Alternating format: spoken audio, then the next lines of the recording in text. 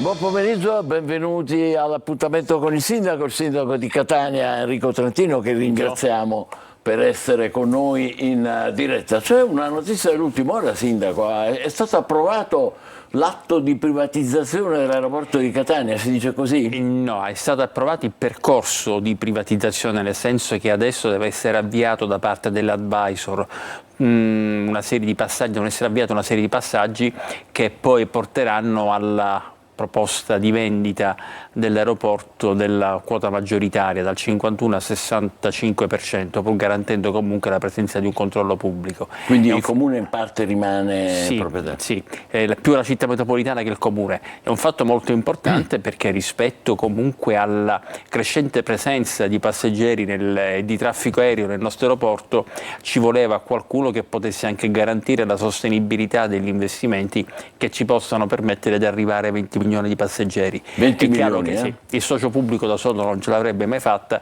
è una cosa di cui si discute dal 1980 circa, quindi oggi è un passo veramente importante. Ma questo comporterà una maggiore efficienza, maggiore capacità per i cittadini, per i catanesi e anche poi per tutti i turisti? Certo, comporterà innanzitutto una maggior capacità di spesa e quindi di realizzazione quanto più immediata delle infrastrutture necessarie a sostenere il crescente traffico passeggeri e in più soprattutto un piano di sviluppo che ci permetta di pensare ancora più grande, visto che il nostro aeroporto progressivamente aumenta la quantità di traffico e quindi oramai siamo arrivati a un punto quasi di saturazione.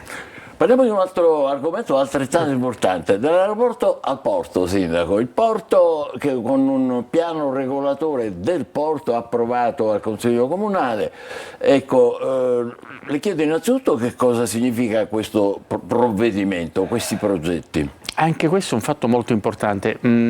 Vorrei precisare, è una proposta di piano, non è un piano, perché ancora deve andare poi ad alcuni organi, al Collegio dei Lavori Pubblici, al Ministero per l'Ambiente e poi al Ministero per le Infrastrutture. Tutto questo può comportare anche qualche rimodulazione che noi in qualche modo abbiamo anche auspicato con una serie di proposte emendative sia da parte dell'amministrazione che da parte del Consiglio Comunale, che saranno poi vagliate dagli organi competenti. In concreto questo significa finalmente una modifica, un'idea di modifica dell'altra nostra infrastruttura principale, il porto, abbiamo parlato di aeroporto a porto, che ci permetterà di essere al passo con i tempi. Dico, direttore, che ho sentito e letto di troppe polemiche, mi permetto di dire forse un po' troppo sterili. Perché sterili? Perché alla fine, se noi vogliamo che Catania sia la città in cui girino le carrozze, in cui si torni a vestire la tunica, allora diciamolo, se noi vogliamo progredire ed essere un po' più al passo con lo sviluppo dei tempi e diventare la città che la gente ci chiede che diventi, non solo i catanesi, ma per la forte capacità attrattiva che il nostro territorio ha, è necessario che noi ci facciamo trovare preparati, aumentando anche quel che può consentire di realizzare economie. Quindi qualcuno ha lamentato, talvolta anche a ragione, che vi sarebbero alcuni sconfinamenti, alcuni aspetti che devono essere meglio verificati, e siamo d'accordo anche noi riguardo il nuovo perimetro, riguardo la cubatura che noi abbiamo chiesto venga limitata in modo importante, ma oltre questo però è assolutamente decisivo che si cominci a pensare a un'idea di porto che sia al passo con i tempi, dovunque noi vediamo porti molto più qualificati che diventano degli elementi innestati nel territorio urbano, come invece non è il nostro porto di Catania. Noi abbiamo il porto che è di una posizione strategica, si deve aprire alla città e nello stesso tempo deve essere anche attrattore di investimenti pubblici e privati. Ma c'è questo aspetto, tanto per insistere, sul porto turistico che dovrebbe essere assegnato a un privato, su cui lì nella scogliera d'Armisi, su questo non ho letto male, la direzione artistica, la direzione urbanistica, mi scusi, del municipio ha espresso parere negativo? Sì, perché si tratta di un porto turistico privato che dovrebbe sorgere in sedime demaniale dove ci sono le lave dell'Armisi, al contrario di quello del porto di Catania che può contare sul sedime proprio e andrebbe a sorgere dove ora c'è la colata di cemento che fu realizzata per le opere di contenimento della ferrovia. Quindi, e poi mi sembra fin troppo evidente che almeno io personalmente intenderò sostenere laddove possibile gli investimenti pubblici piuttosto che privati, a meno che il pubblico non ce la fa, come nel caso dell'aeroporto, per il quale è necessario che intervenga il privato. Tutto risolto con gli autonomisti dell'MPA, che c'era stata un po' di burrasca o no? No, ma non c'è burrasca, ci sono ogni tanto le brezze primaverili che è normale ecco. che ci siano, ma basta semplicemente vestirsi un po' più pesanti e tutto passa. Va bene, benissimo. Andiamo avanti, Sindaco, e parliamo di anarchia Viale Mario Rapisardi. Vediamo spazzatura, degrado, un comitato di cittadini si è organizzato e dicono questa è terra di nessuno, addirittura ci sarà una denuncia di cui avevamo parlato altre volte, che hanno visto auto dei vigili urbani che in doppia o tripla fila. Vediamo un attimo con il nostro Torino De Mana, immancabile, puntuale.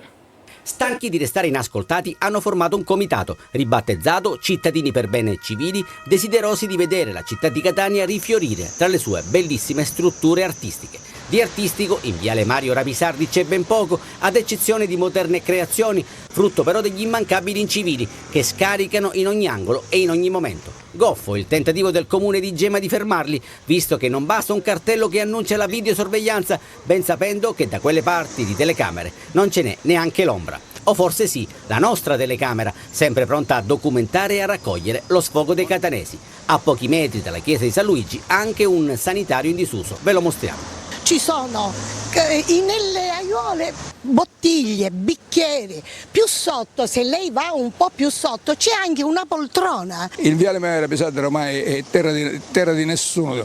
Spazzatura, anarchia, degrado e carenza di controlli. La lettera dei promotori del comitato ha destinatari ben precisi, l'assessore all'ecologia Pesce e il sindaco Trantino.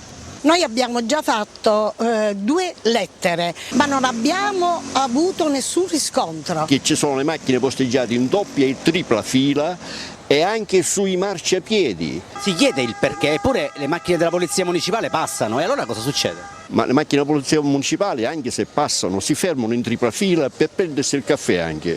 Signor Sindaco, noi non ne possiamo più e questo viale è veramente vergognoso. Non rispondete alle lettere del comitato, Sindaco? Direttore, io già impiego non so quante ore al giorno, non posso rispondere a tutte le lettere, peraltro la segreteria per una precisa scelta nostra è composta da 2 sole persone, altre amministrazioni in passato avevano anche 10-12 persone in segreteria, noi siamo per il risparmio di spesa, questo mi rendo conto che può non consentire di dare le giuste risposte ai cittadini, ma siamo qui in questa trasmissione anche per questo. Certo. E i cittadini che sono stati intervistati certamente hanno ragione a lamentare quel che abbiamo visto. Io non so se sia ancora vero, non perché non lo fosse in passato, ma se sia ancora vero quel che diceva quel signore a proposito della sosta in terza fila dei vigili urbani per prendere il caffè, perché se è così io lo inviterei a fare una fotografia e farmela avere subito attraverso la vostra rete e provvederei immediatamente, come tante altre volte ho fatto, a sollecitare un procedimento disciplinare nei confronti dei vigili che si permettono di comportarsi così. Io però so che invece da quando ci sono i nostri vigili, i nuovi vigili, sono stati numerosi gli interventi anche in Viale Mario Rapisardi, ma il vero problema, la vera svolta su cui dobbiamo riflettere una volta per tutte è se realizzare il BRT2. Perché io sono fortemente convinto che questo comporterebbe un maggior ordine in tutto quanto l'asse dei viali. Mi rendo conto che comporta dei problemi, però sono più dei problemi di natura se vogliamo ideologiche, più determinate, più che ancora che di natura ideologica, determinate dalle cattive prassi, perché abbiamo studiato che per una buona parte del percorso le uniche soste che verrebbero precluse sono quelle che noi non vogliamo, quelle in doppia fila. Quindi poi se noi abbiamo a questo punto i BRT che circola nel mezzo, potremmo avere anche uno strumento di trasporto pubblico che possa consentire di percorrere il viale in pochissimo tempo, visto che avrebbe una corsia protetta, e magari dissuadere dall'uso dell'auto.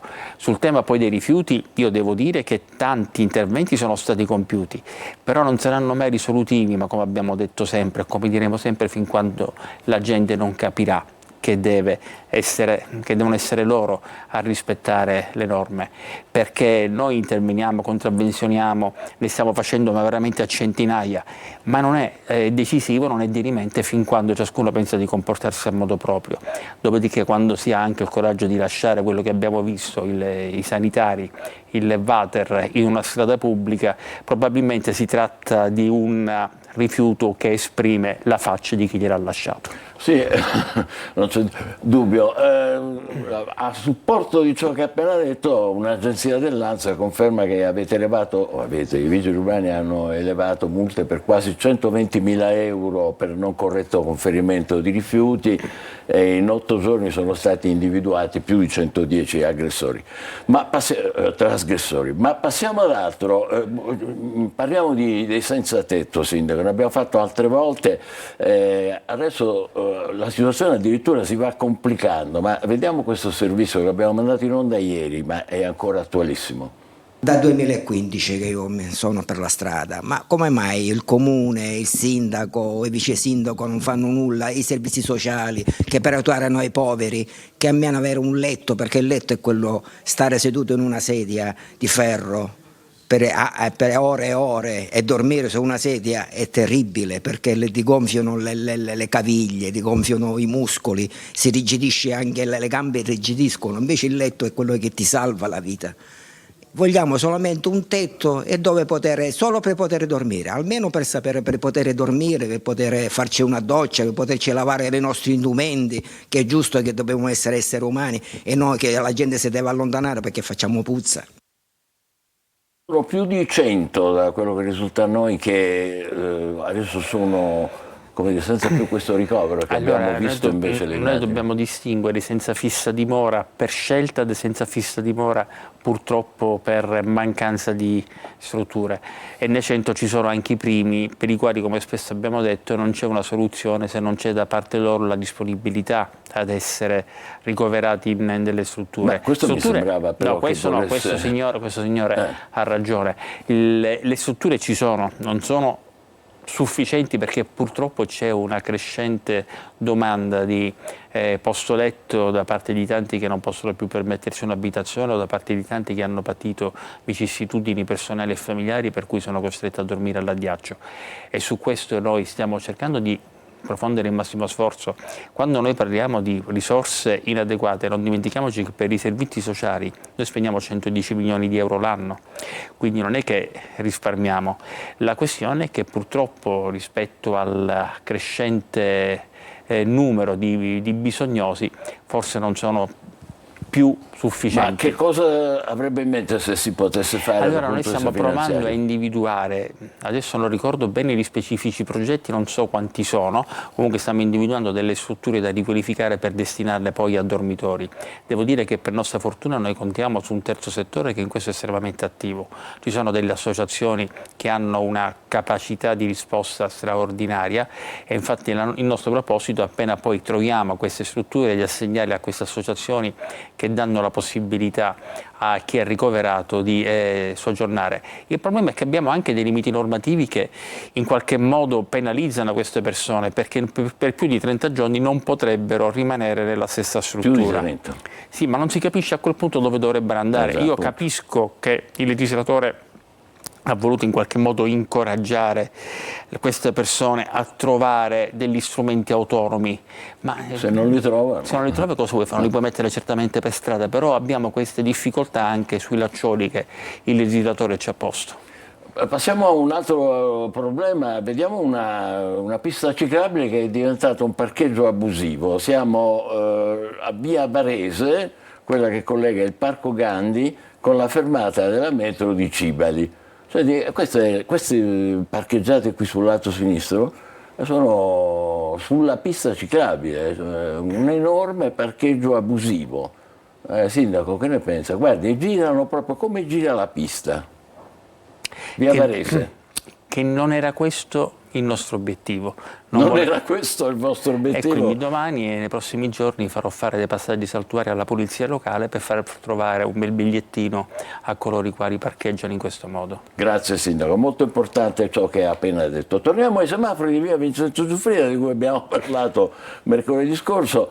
Effettivamente non erano funzionanti, a noi risulta. Risolto l'arcano, perché sono stato lì subito dopo la trasmissione, ho cercato di capire cosa fosse, non avevo compreso, ma non me era stato segnalato, che il problema è la chiamata pedonale dal lato a salire di via Vincenzo Giuffrida. Quella più bassa, sì, diciamo. Che in effetti era stato segnalato, però non era...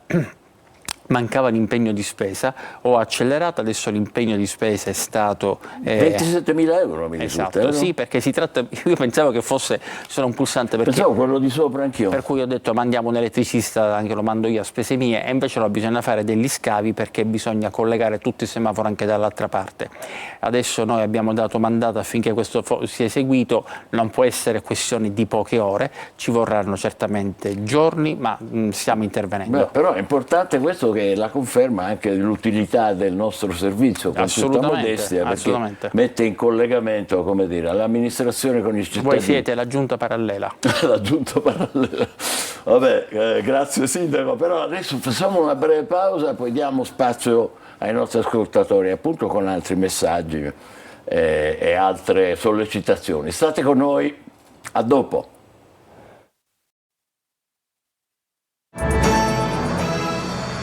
Bentornati all'appuntamento con il sindaco di Catania Trantino, rigorosamente in diretta. Ecco, vedete già i numeri per i vostri WhatsApp, 342 7455 005, ma anche mail a sicilia24focus@telecolor.it. Lei riscuote un seguito straordinario, quindi immagino saremo già pronti con i primi messaggi. Considerando che il seguito è direttamente proporzionale ai problemi, la cosa non è che mi faccia tanto piacere. Non le fa così piacere, però invece è importante. Buongiorno, chiediamo al sindaco Trantino di conoscere se e quali provvedimenti ha assunto per rimuovere i resti dei lidi balneari di San Giovanni Licuti. Questo si firma, questo signore Paolo Loturco, e ringrazia. Sì, no, ma non mi deve ringraziare, perché è solo il primo a volere tutto il litorale pulito. Noi abbiamo chiesto al demanio di diffidare, perché non abbiamo titolo per farlo noi, di diffidare i titolari dei lidi a rimuovere tutti i detriti che ancora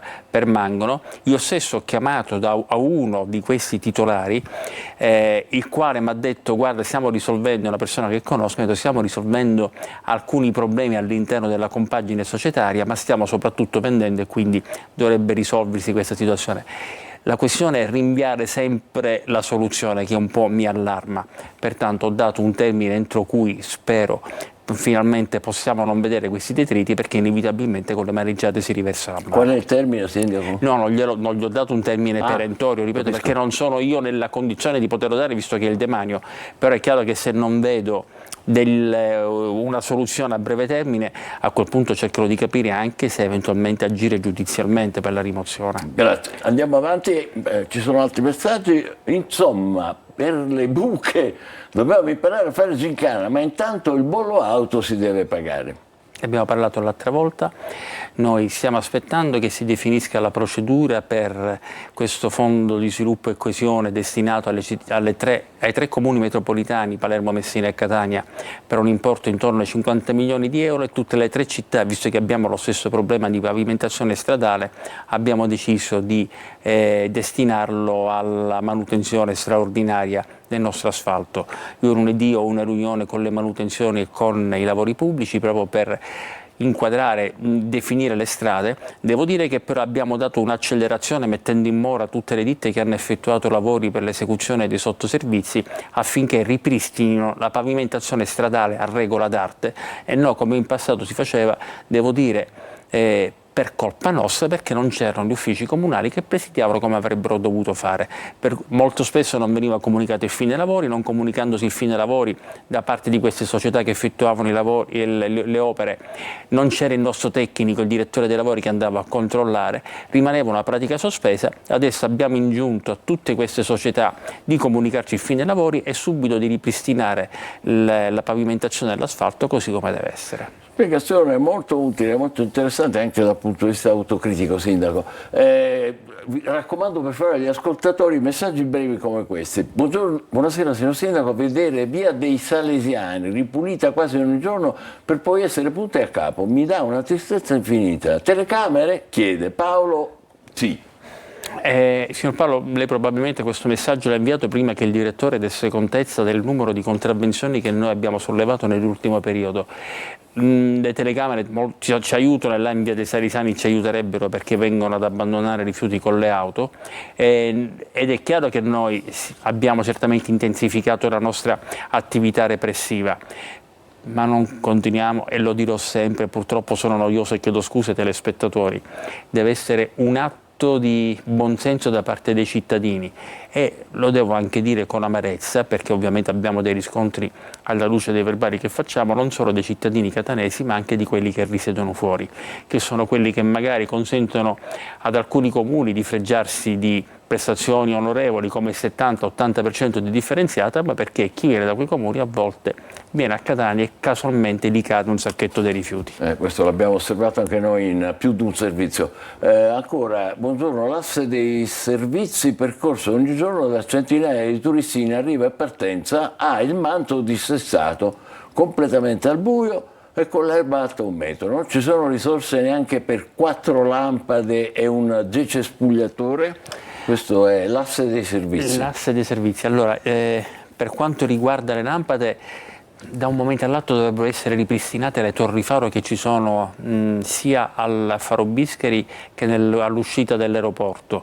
Io adesso non so quali siano i fari che non sono, adesso darò subito disposizione perché venga ripristinato. Per quanto riguarda la scerbatura dobbiamo aspettare, perché stiamo parlando di asse dei servizi, non asse attrezzato, perché l'asse attrezzato dei servizi, diceva. Ma l'asse dei servizi l'ho percorso fino a questa mattina, non mi sono accorto evidentemente per i miei limiti, chiedo scusa, sono stato distratto, che c'è questo problema di erba alta, farò verificare, fermo restando che là c'è una programmazione che non ci consente di intervenire immediatamente. Sul fondo dissestato ne sono consapevole, però su questo noi stiamo provando ad attivare un'altra linea di finanziamento, non quella dei 15 milioni di cui ho parlato, ma un'altra linea che ci permette di realizzare la ciclabile che dal lungomare connette sostanzialmente col boschetto della Playa, e stiamo chiedendo di inserire anche la riqualificazione del manto stradale sull'asse dei servizi. Quindi questo è in via di definizione, in via di... Stiamo aspettando anche in questo caso che ci riconoscano che praticamente la Regione faccia il decreto di ammissione al finanziamento, dopodiché ce lo devono trasmettere, non è una questione di una quindicina di giorni. Ma è regionale comunque? È regionale, il finanziamento è regionale. Perfetto, andiamo avanti. 342 74 55 005. Buonasera, chiedo al Sindaco la realizzazione di un importante torna indietro alla circonvallazione per direzione Ognia, all'altezza di via Sebastiano Catania. Grazie, signor Basta. Credo che non si possa materialmente fare per un problema di larghezza della carreggiata. Bisogna andare un po' più avanti, mi rendo conto che bisogna percorrere circa 1 chilometro in più, però è chiaro che il beneficio non ci consentirebbe di sostenere il costo che dovremmo noi invece sopportare nel caso in cui volessimo realizzare il torno indietro. Quindi spese eccessive per il vantaggio. E non solo, e ripeto, c'è poi anche un problema perché quando furono realizzati ci fu molta attenzione, credo che fosse l'amministrazione Scapagnini, ci fu molta attenzione sulla larghezza delle carreggiate per individuare quelle che consentivano effettivamente la realizzazione di torni indietro, quindi... D'accordo, vediamo ancora altri messaggi. Siete bravissimi perché siete brevissimi. Il Palasport di Inesima, poi se non viene controllato finisce di nuovo vandalizzato. È inutile mettere l'abito elegante al suino. Si ritorna a sembra nel fango. E quindi lasciamo il suino sporco o proviamo a mettergli l'abito elegante e poi a mantenerlo elegante? È chiaro che nel nostro obiettivo non c'è la volontà di sprecare soldi pubblici, noi lo stiamo riqualificando nella prospettiva poi di un'adeguata manutenzione, possibilmente attraverso l'esternalizzazione della gestione a seguito di bando pubblico. In questo caso ci sarebbe qualcuno che lo farebbe per noi. Quindi... Ma io credo che il suino debba essere pulito, non possiamo arrenderci in partenza. D'accordo, andiamo avanti. Salve, può fare controllare la zona ZTL via Garibaldi? La movida è diventata insostenibile, musica fino alle 2, altissima spazzatura, tavolini sulla strada. Questa è via Garibaldi, zona ZTL. Noi diamo un'opportunità con la chiusura al traffico della via Garibaldi, ma evidentemente chi ha le attività lì non sa sfruttare questa opportunità e la utilizza per fini certamente deplorabili come quelli segnalati.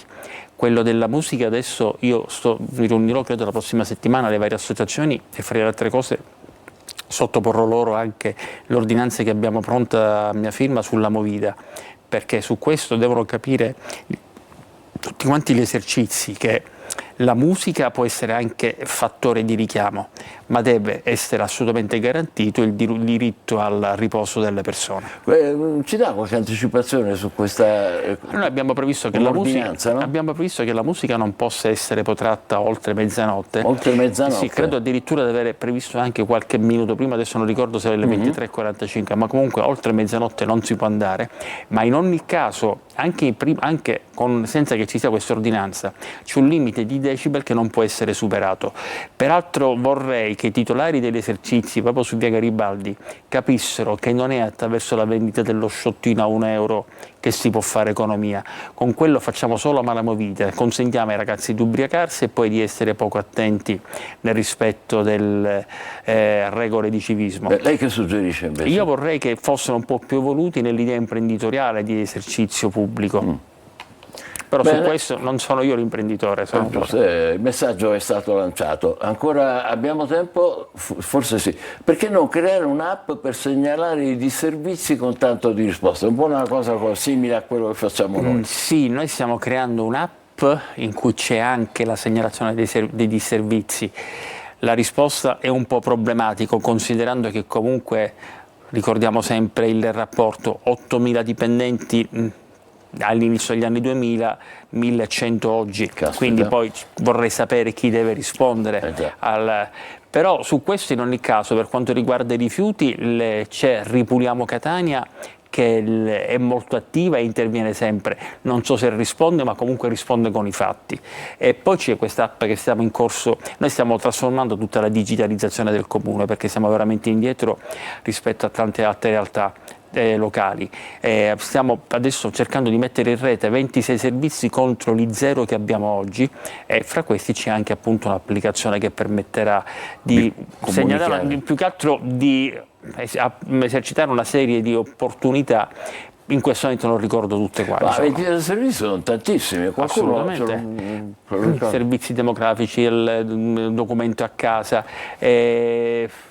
Bello, si modernizza. Soprattutto allineare le varie direzioni affinché ciascuno sappia quello che fa l'altro, perché invece in questo momento siamo estremamente rallentati perché ogni direzione lavora con una propria piattaforma e non sono connesse reciprocamente. Certamente. Non so se la regia mi dice che possiamo mandare. Sì, buongiorno, anche quest'anno avremo la possibilità di rinnovare il Catania to go per metro e bus. È una domanda. Grazie Liliana Tomasello. No, quest'anno allo Stato non è previsto, ma come altre volte ho detto, non è un qualcosa che tutto sommato non considero giusta perché permette tanto a me quanto a chi è meno fortunato di poter contare su un abbonamento eccessivamente scontato, mentre è giusto che io per esempio lo compri a prezzo pieno, comunque con delle opportunità che sono concesse, ma non certamente a quel prezzo calmirato.